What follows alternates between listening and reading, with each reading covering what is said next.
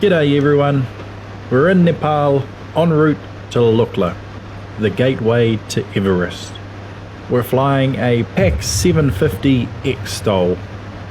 I'm in the left seat, pilot flying, and my colleague on the right is PNF, pilot not flying. I'll talk you through the approach. We've already been handed over from Kathmandu control to monitor Lukla Tower on 120.15. We're unable to contact the tower yet as we're obstructed by mountains, but we monitor the frequency and communicate with any outbound traffic. Kathmandu control will pass any traffic information before our frequency change. Lukla can get very busy with aircraft movements as there's typically a small window to operate with a lot of people and cargo to move. By mid to late morning, the sun has reached most of the valley, causing anabatic winds, and the landing tailwind gets too strong. We're about to cross Tuxandula Pass. You can see the temple hopefully highlighted there on the left. Most single-engine fixed-wing flights in Nepal are operated as two crew. In this flight, my colleague is PNF and will work the radios and be a second pair of eyes to help locate any traffic.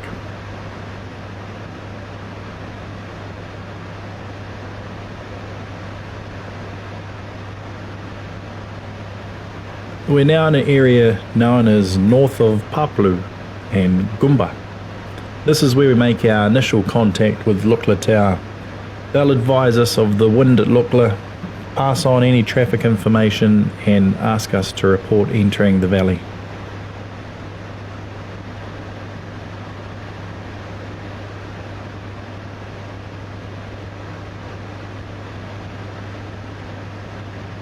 For our navigation, we have two Garmin GPS systems, an EHSI, second VOR and an ADF.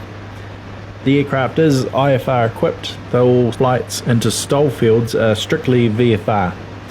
You can see the terrain guidance depicted on the GPS. All the red you see is high terrain, which is everywhere. Once we cross this ridge, we'll begin our descent and start getting set up for our approach.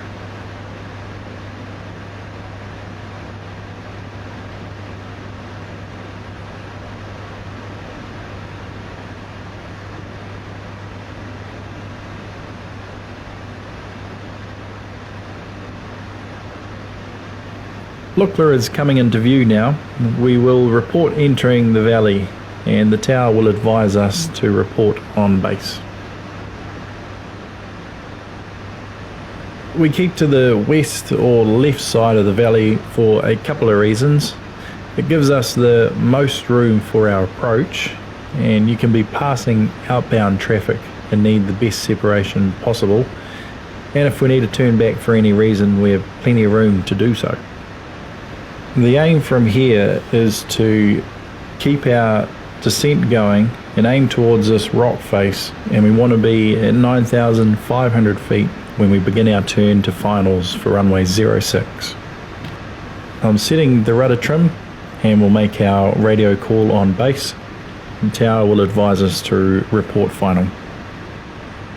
I'm a little lower than I want to be here, so I'll keep my speed up just slightly and lower my flaps to nudge us back on profile. Now just did our final checks, prop, fuel, flaps, brake. Now we're perfectly set up as we turn on to finals. Our go-around decision must be made early here. About when we cross the Dudkoshi River below, we should be at 9,300 feet and stable. If not, we'll veer right initially, then make a left turn through 270 degrees and head back down the valley.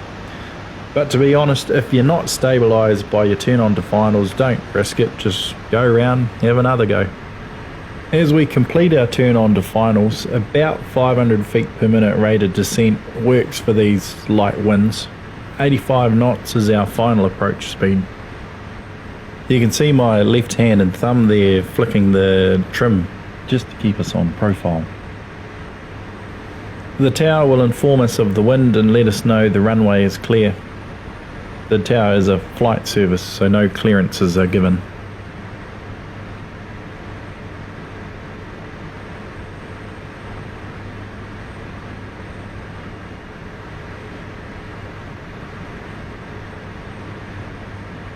As we approach the threshold, I'll keep power on initially during round out and flare just to keep elevator authority, then into beta on touchdown. It's about now all the claps and cheers start and your ego goes through the roof. But this flight's a cargo flight with beer and noodles. Yeah, they don't clap. As we pull into the apron, flick the lights off, you'll see there's a Dornier ready to go, so we'll follow behind them to keep out of each other's way. It can get very hectic here during rush hour. The idea is to look for the guys in high vis for taxi guidance and wingtip clearance. You'll be able to see them in front of the building shortly. And I'll just keep an eye on the wingtip of that Dornier as it goes past. Pretty handy being the only low wing aircraft in the country. Everything else is high wing. And there goes our guys guiding us around.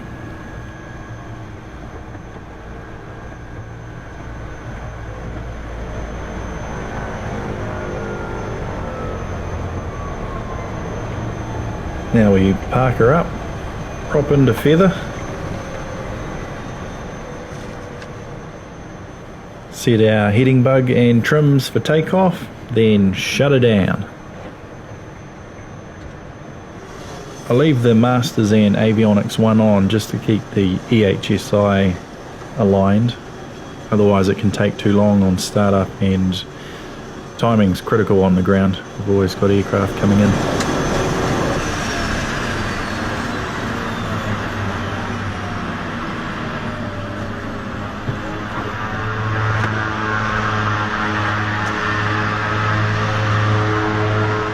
Can you see the chopper there coming in from the left of screen?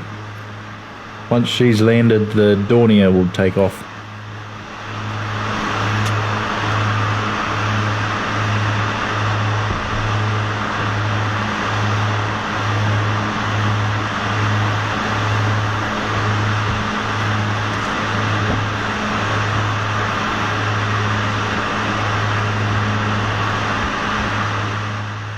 There goes the Dornier, heading back to Kathmandu. The PNF is filling out the flight logs. Meanwhile, I'll be talking with our load manager about the return flight cargo, if any.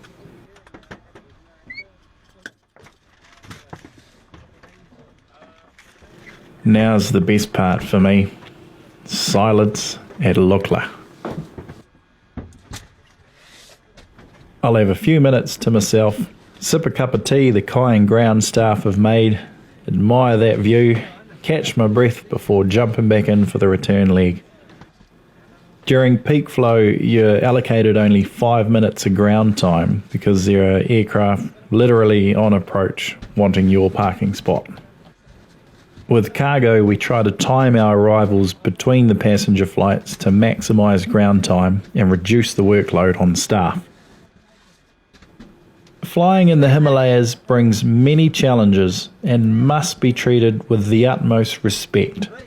Discipline is mandatory. Do that and you'll be rewarded with some flying you simply could not experience anywhere else in the world.